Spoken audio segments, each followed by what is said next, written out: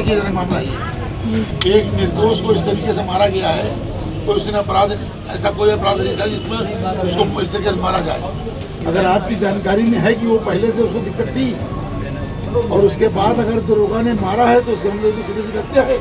सीतापुर में एक कैदी की सोमवार सुबह हुई संदिग्ध परिस्थितियों में मौत का मामला उस समय और तूल पकड़ गया जब परिजन कारागार राज्य मंत्री सुरेश शाही के आवास पर पहुंच गए और पुलिस पर आरोप लगाने लगे।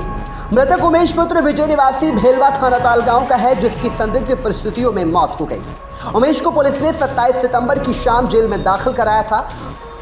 उस पर गांव के एक युवती ने यौन शोषण का मामला दर्ज कराया था। बताया जा रहा है कि दोनों के बीच पिछले 2 वर्षों से प्रेम संबंध थे, लेकिन शादी से इनकार करने पर युवती ने मुकदमा दर्ज कराया था।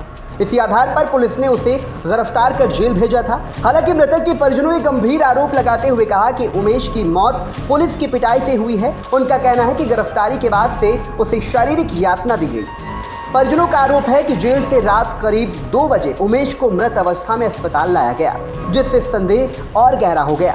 और उसके बाद जो हम भाई को बुलाया, कहा गया कि भाई को अपने हाजिर करो, तो हम लोगों ने भाई को अपने हाजिर किया। वो बिल्कुल उसका स्वास्थ्य ठीक था, किसी प्रकार का ना बीमार था ना कुछ था।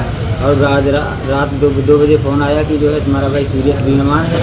उसके बाद चलो हम लोग आए यहाँ तो देखा कि हमारे भाई की लाश जिंदा नहीं था। वो पुलिस ने उसको थकाया। तुम्हारा भाई जेल में किस वजह से बंद था? हमारा भाई जेल में उसके ऊपर केस लगा, छेड़छाड़ का केस लगा। अच्छा, कब मौत हुई? उसकी मौत आज रात हम लोगों को पता चला 2 बजे। किसने बताया आपको? हमको थाने स्तर से जो है प्रधान जी ने बताया कि प्रधान जी से पूछा गया तो कहा कि कोतवाल साहब ने। किस गांव का मामला है? ये गांव का भिलामा बड़ा तालाब गाँव मजरा भिलामा का। परिजन मंत्री सुरेश शाही के आवास पर पहुंचे और मंत्री ने फोन मिलाकर सीओ से बातचीत कर डाली। हत्या बिल्कुल हत्या किए जाने का मामला है। ठीक है, आप बचाने के प्रयास में मत लगिएगा। एक बार सजा दिलाइए तो निश्चित रूप से जो छवि खराब हो रही है पुलिस की वो दुरुस्त हो जाएगी। जो छवि खराब हो रही है पुलिस की हमारी इस समय, और जो दोषी है उसको सजा मिलनी चाहिए। एक निर्दोष को इस तरीके से मारा गया है, तो उसने अपराध, ऐसा कोई अपराध नहीं था जिसमें उसको इस तरीके से मारा जाए। अगर उसके लड़की के संबंध थे तो कानून अपना काम करता, उसको आप गिरफ्तार करते, जेल भेजते।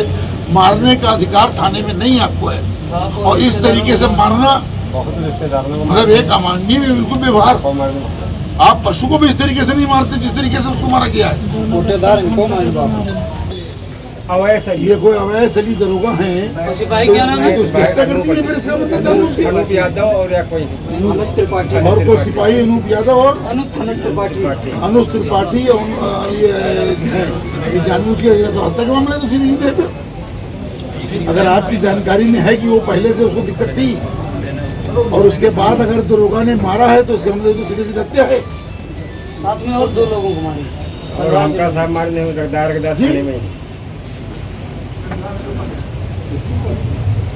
नहीं ऐसा नहीं है। ये जेल में भर्ती होने पर मेडिकल करा गया होगा ना, मेडिकल तो हो ही होगा ना उसका। फिर तो उस समय तो उससे कुछ नहीं निकला होगा। अगर कोई ऐसी बीमारी होती तो तत्काल जेल वाले उसको लेते नहीं, अस्पताल भेज देते।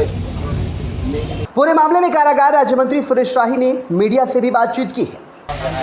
जानकारी आई थी कि हमारे कारागार में एक कैदी की मौत हुई, जो कि 3 दिन पहले ही कारागार आया था, और उसमें भी जानकारी आई है कि उसको थाने में समझो उसके साथ मारपीट की गई है, और इसी कारण से उसकी मौत हुई है।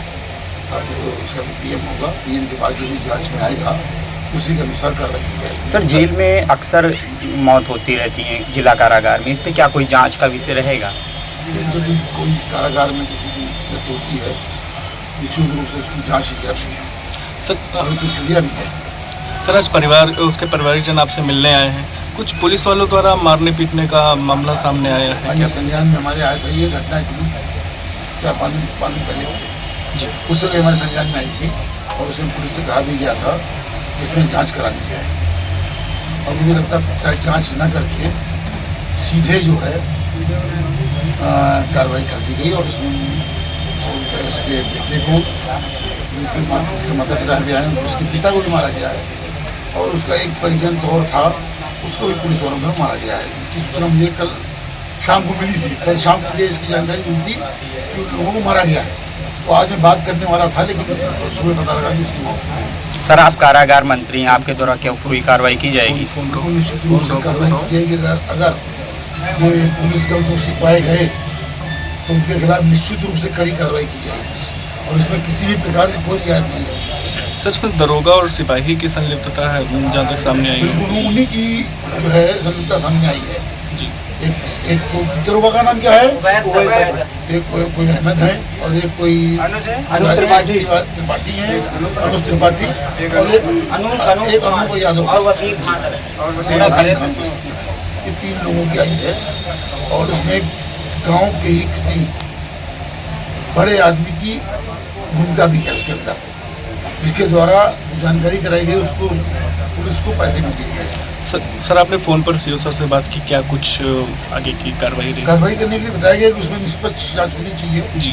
किसी भी प्रकार की वो पुलिस पे है बचाने का प्रयास नहीं होना चाहिए। अगर कोई हमारा सरकारी कर्मचारी पुलिसकर्म जिन पे जिम्मेदारी है और अगर इस तरीके से हरकतें करते हैं, इस तरीके से अपराध में लिप्त होते हैं तो उनके खिलाफ कार्रवाई करनी चाहिए। वहीं इस मामले में जेल अधीक्षक सुरेश सिंह ने बताया कि उमेश ने जेल में दाखिल होने के कुछ ही घंटे बाद सांस लेने में परेशानी और गले में छाले होने की शिकायत की थी। डॉक्टरों ने तत्काल उसे प्राथमिक उपचार दिया।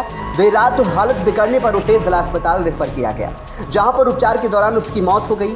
साथ ही प्रभारी निरीक्षक तालगांव दीपक राय ने कहा कि उमेश की मौत पोस्टमार्टम रिपोर्ट आने के बाद ही पता चल सकेगी कि कैसे उसकी जान गई। उन्होंने पुलिस की पिटाई का आरोप पूरी तरह निराधार बताया है। आपको बताते चले कि परिजनों ने ग्रामीणों ने निष्पक्ष जांच की मांग की है।